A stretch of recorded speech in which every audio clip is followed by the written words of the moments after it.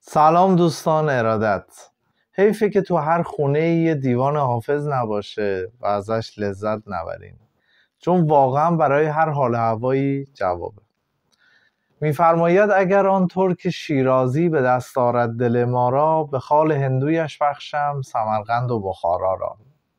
بده ساقی می باغی که در جنت نخواهی یافت، کنار آب رکناباد گلگشت مصلا را.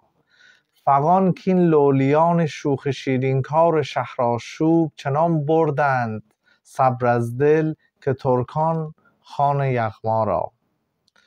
ز عشق ناتمام ما جمال یار مستغنی است، به آب و رنگ و خال و خط چه حاجت روی زیبا را.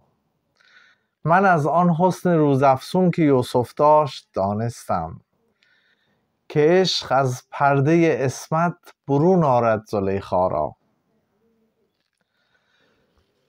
اگر دشنام فرمایی وگر نفرین داگویم، جواب تلخ می زیبد لب لعل شکرخا را.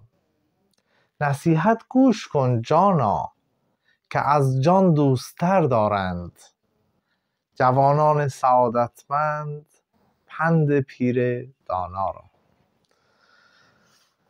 ممنون از همراهیتون. روز و روزگار خوش، حال دلتون عالی.